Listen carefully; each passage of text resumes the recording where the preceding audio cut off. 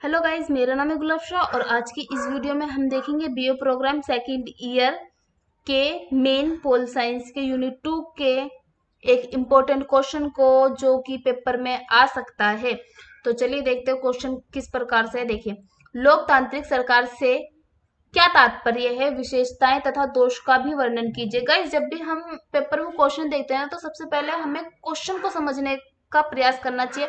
Because अगर हम question को समझ जाते हैं ना, तो हम अपना आंसर राइटिंग अच्छे से कर सकते हैं। अब इसमें क्या पूछा है हमसे कि लोकतांत्रिक सरकार क्या होती है, मेनली ये पूछा है ना। हम इससे क्या समझते हैं लोकतांत्रिक सरकार से, और इसकी विशेषताएं क्या है तथा इसके दोष भी बताने हैं हमें इसमें। तो अगर हम पेपर में लिखते हैं एग्जाम में, तो किस प्रकार से लिखेंगे, पहले हम इसकी भूमिका डालेंगे ब्लैक पेन से और फिर ब्लू पेन से हम इसका आंसर शुरू करेंगे, जो कि इस प्रकार से लिख सकते हैं हम। लोकतांत्रिक सरकार वह सरकार होती है जिसमें सत्ता की समस्त शक्तियां जनता के हाथों में होती है।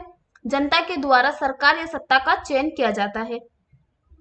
लोकतंत्र शासन प्रणाली में जनता के अधिकारों की संपूर्ण रक्षा की जाती है तथा सभी प्रकार की सुख सुविधाएं प्रदान की जाती है।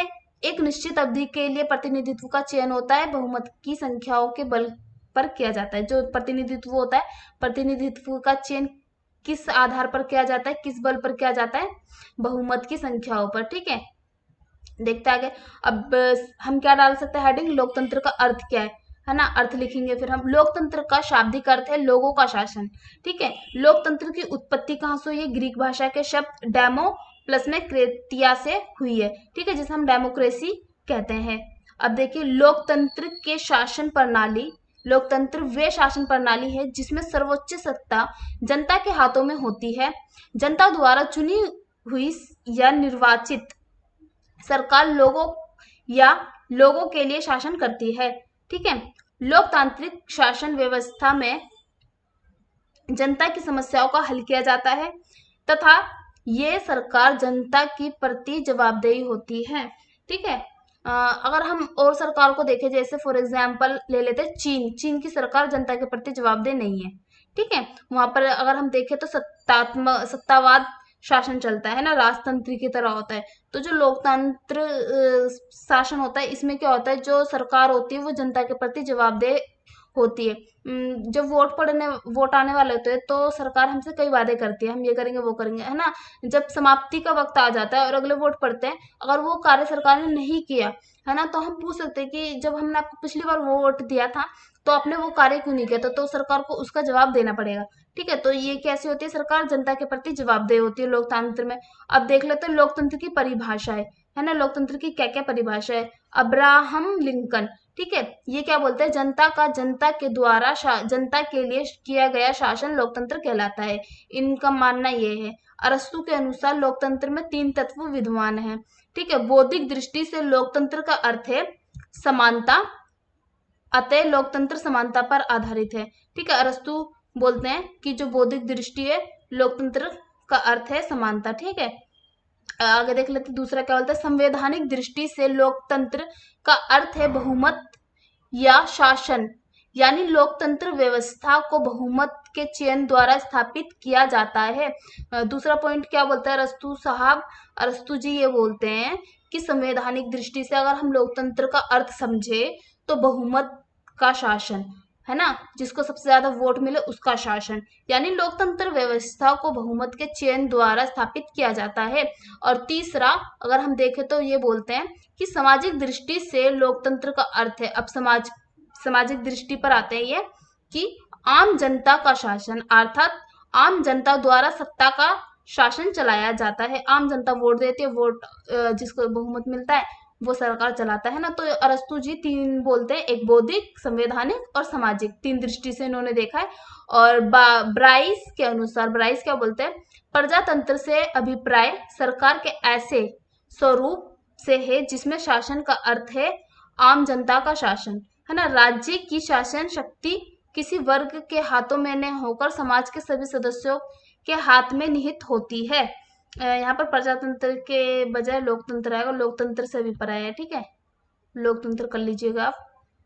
और देखिए, अब सीले के अनुसार प्रजातंत्र से अभिप्राय, उस यहाँ पर भी प्रजातंत्र लिख रखा है, गलती से लोकतंत्र आएगा। लोकतंत्र से अभिप्राय उस सरकार से है जिसमें प्रत्येक व्यक्ति की शासन में भागीदारी हो। ठीक है, यहाँ पर लोकतंत्र कर लेना आप लोग। ठीक है, हॉल के अनुसार लोकतंत्र का अभिप्राय उस सरकार से है जिसमें जनमत का नियंत्रण स्थापित हो। सारा जगह प्रजातंत्र करना, लोकतंत्र करना है आप लोगों को बस। ठीक है, डाइसी के अनुसार लोकतंत्र शासन का वह रूप है जिसमें शासक वर्ग संपूर्ण राष्ट्र के अपेक्षाकृत अधिकांश लोग होते हैं। ठीक है, जो डाइसी है ये क्या बोलते हैं, लोकतंत्र शासन वह रूप है ना, जिसमें शासक वर्ग संपूर्ण राष्ट्र के अपेक्षाकृत अधिकांश लोग होते हों। अब देख लेते हैं हम लोकतंत्र की विशेषताएं क्या क्या है ना।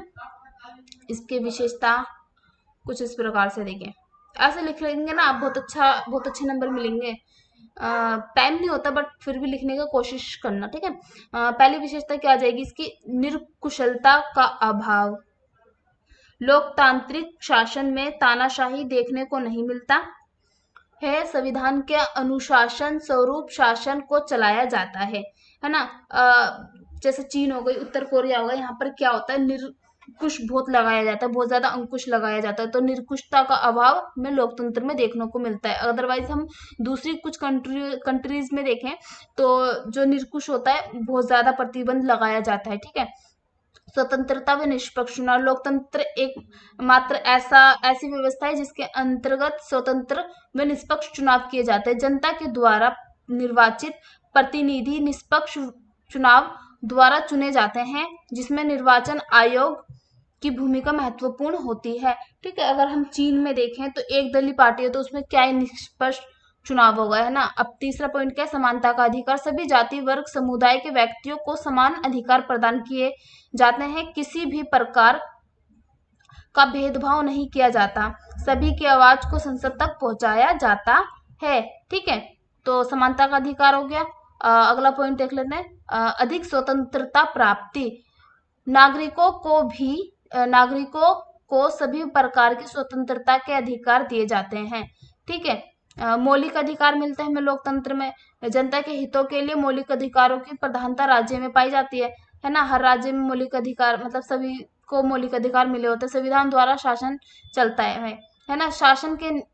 संविधान के नियमों व कानूनों के अनुसार शासन प्रक्रिया को चलाया जाता है, संविधान की रक्षा की जाती है। ठीक है, संविधान है उसके द्वारा चलता है शासन यहाँ पर, वरना और देश है तो वहां पर तो संविधान भी नहीं है और शासन भी बहुत बेकार चलता है, लोगों को कोई मान्यता ही नहीं दी जाती, बस कीड़े मकोड़ों की तरह उनको समझा जाता है कुछ देशों में।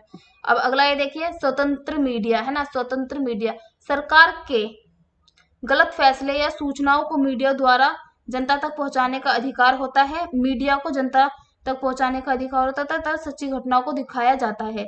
मानव संबंधी अधिकार, जनता को मानव संबंधी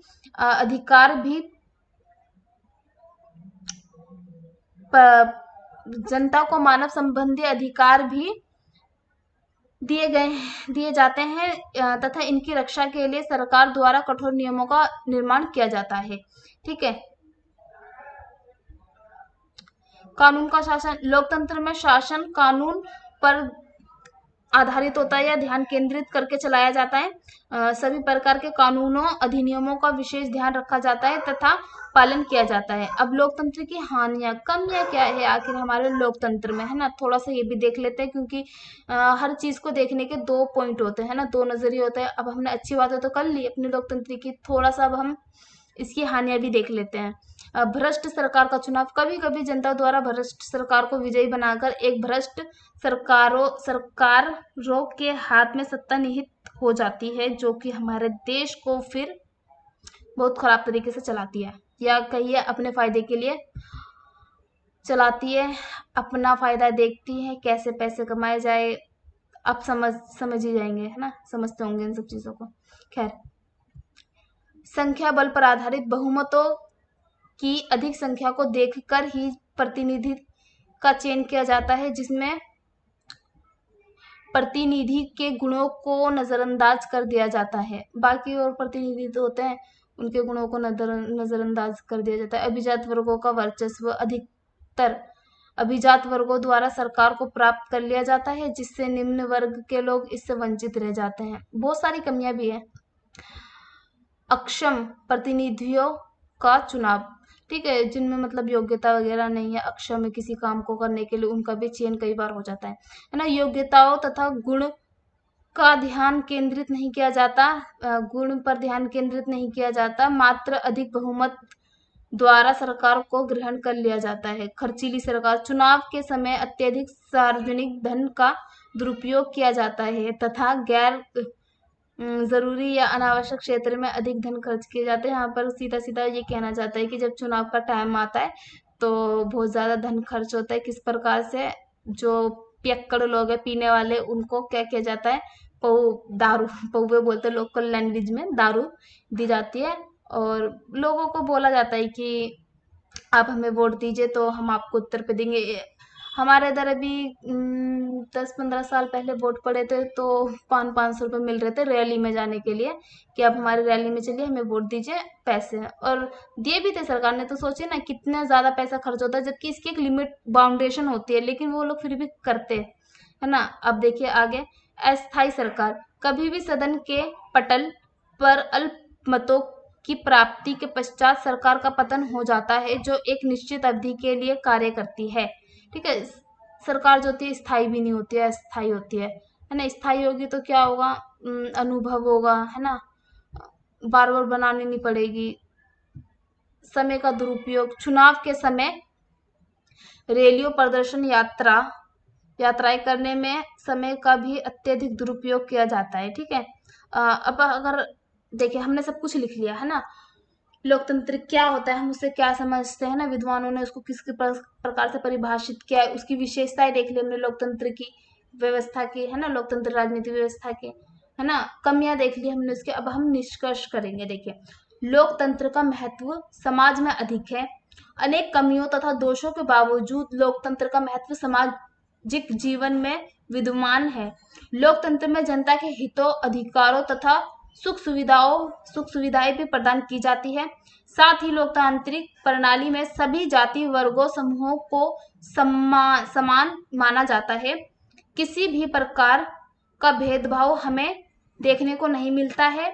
मानव संबंधी अधिकार भी हमें देखने को मिलते हैं, है ना। यदि जनता को सरकार से संतुष्टि प्राप्त नहीं होती है तो जनता एक नए प्रतिनिधित्व का चयन कर सकती है, लेकिन समय की समाप्ति होने के बाद, ठीक है। एक निश्चित आयु के पश्चात सभी को सार्वभौमिक वयस्क मताधिकार को प्रदान किया जाता है ना। जैसे 18 वर्ष के हो गए तो वोट देने के लायक हो गए हम, है ना। तो आप इस पीडीएफ को एक बार अच्छे से देख लीजिए, है ना। कुछ इस प्रकार से अगर आप आंसर लिखेंगे पेपर में तो बहुत अच्छा आंसर जाएगा आपका, देख लीजिए। अगर आपको पीडीएफ चाहिए ये वाली तो आप मुझे कमेंट्स करके बता सकते हैं, मैं आपको टेलीग्राम चैनल पर दे दूंगी, ठीक है। तो देख लीजिए, ये जो प्रजातंत्र है इसको लोकतंत्र कर लीजिएगा, थोड़ा सा मिस्टेक हो गया लिखते वक्त, है ना। देख लीजिए अच्छे से।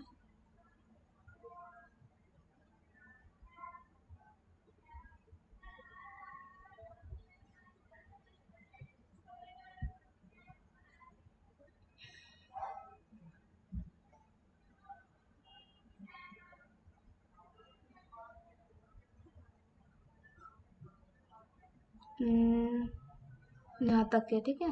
इसका अगला क्वेश्चन है कुछ ये, अधिनायकवादी प्रणाली की प्रकृति व विशेषताओं का वर्णन कीजिए, है ना। ये भी हम पढ़ेंगे, लेकिन ये इस वीडियो में नहीं, हम दूसरे वीडियो में पढ़ेंगे, क्योंकि अगर इस वीडियो में पढ़ने गए तो बहुत ज़्यादा लंबी वीडियो हो जाएगी, फिर आप कोई दिक्कत पड़ेगी, आप देखना पसंद नहीं करेंगे। तो आज के लिए इतना ही, मिलता है आपसे अगली वीडियो में जल्द।